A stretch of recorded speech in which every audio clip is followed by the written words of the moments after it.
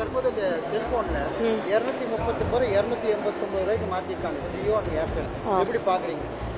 மக்களுக்கு ரொம்ப கஷ்டம் தாங்க. ரொம்ப ஒரு 10 ரூபாய் 20 ரூபாய் ஏற்றிருந்தா பரவாயில்ல, பட் 50 ரூபாங்கிறது ரொம்ப ஜாஸ்தி இல்லையா? அவங்களுக்கெல்லாம் ரொம்பவே கஷ்டமா இருக்கும் இல்லைங்களா? இப்போ நமக்கே வந்து கஷ்டம்தான், ஸோ அவங்களுக்கு இன்னுமே கஷ்டமா இருக்கும். டேரிஃப் இன்க்ரீஸ் பண்ணதுக்கு முன்னாடி ஒரு பப்ளிக் ஒப்பீனியன் கண்டிப்பாக அவங்க கேட்டிருக்கணும். அவங்க ரொம்பவே மோஸ்ட்டாக இந்த மாதிரி ஒரு சேஞ்ச் கொண்டு வரும்போது எல்லாருமே இதுலேருந்து வேற இதில் மாறணும் அந்த தாட் தான் வரும். ஸோ இன்கம் லெவல் அது ரொம்ப அஃபெக்ட் ஆகும், எல்லாராலுமே கட்ட முடியாது. இப்போ நடுத்தர மக்கள் வந்து ரொம்ப சஃபர் ஆவாங்க. கண்டிப்பா எப்படி ஃபீல் பண்ணுவாங்க? இதெல்லாம் உடனே அவங்களுக்கெல்லாம் ரொம்பவே கஷ்டமா இருக்கும் இல்லைங்களா? இப்போ நமக்கே வந்து கஷ்டம்தான், ஸோ அவங்களுக்கு இன்னுமே கஷ்டமா இருக்கும். அதனால தான் சொல்றேன், இதை இன்னுமே கம்மி பண்ணலாமே. எல்லாருமே இப்போ எல்லா நெட்வொர்க்ஸ் எல்லாருமே கண்டிப்பாக யூஸ் பண்ணி தான் ஆகணும். ஸோ அவங்க கம்மி பண்ணுறது ரொம்பவே நல்லது. அவங்க இதுக்கு மாறணும், இப்போ ஜியோ ஏர்டெல் தனித்தனியாக மாறணும் அப்படின்னா அவங்க பிளான்ஸ் ரெடியூஸ் பண்ணாதான் மக்கள் வருவாங்க, இல்லைன்னா கண்டிப்பாக வரமாட்டாங்களே. இப்போ தற்போது இந்த செல்போன்ல 239 289 ரூபாய்க்கு மாத்திருக்காங்க ஜியோ அண்ட் ஏர்டெல். எப்படி பாக்குறீங்க? ரொம்ப ஜாஸ்தி தான் இது ஏற்றுனது. என்னன்னா எல்லாருக்குமே அதனால பே பண்ண முடியாது இல்லையா? ரொம்ப அதிகம் ஆகும்போது ரொம்ப சஃபர் ஆவாங்க மக்கள். ஏன்னா மோஸ்ட்டாக நம்ம வாழ்றதே ஃபோனில் தான் இப்போல்லாம்.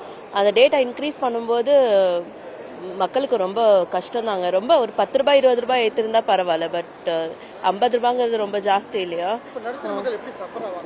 டெஃபினட்டாக சஃபருங்கிறது வந்து நம்ம சஃபர்னு சொல்லக்கூடாது, பட் எல்லாருமே ஃபோனில் இருக்கிறதுனால அவங்க யோசிப்பாங்க. இப்போ இது எல்லாமே யோசிச்சு தான் இப்போ யூஸ் பண்ண முடியும். இது பே பண்ணி பண்ணணுமா அப்படின்னு யோசிப்பாங்க. அது ஒன்று. எனக்கு தெரிஞ்சு ரொம்ப கஷ்டம் தான் பாவம்.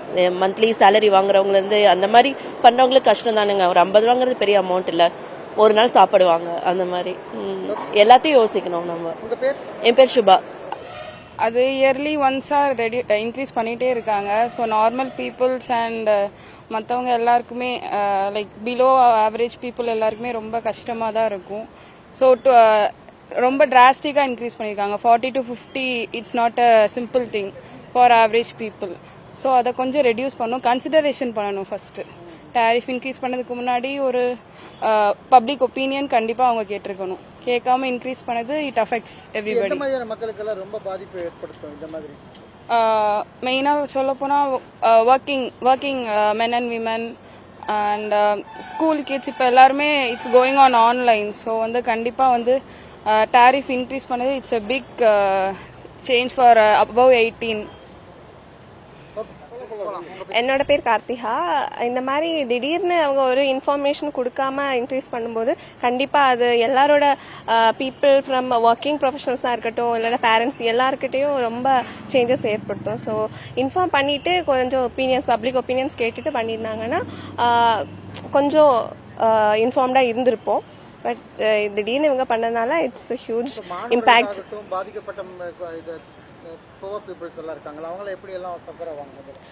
அவங்க ரொம்பவே மோஸ்ட்டாக இந்த மாதிரி ஒரு சேஞ்ச் கொண்டு வரும்போது எல்லாருமே இதுலேருந்து வேற இதில் மாறணும் அந்த தாட் தான் வரும்.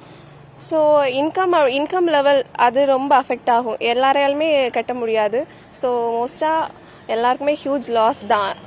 மோஸ்ட்டாக parents who are trying to make their children study. So internet தான் இப்போ எல்லாருமே யூஸ் பண்ணுறது. ஸோ அதுக்கு அவங்களுக்கு பே பண்ண முடியாத ஒரு நிலைமை இருக்கும்.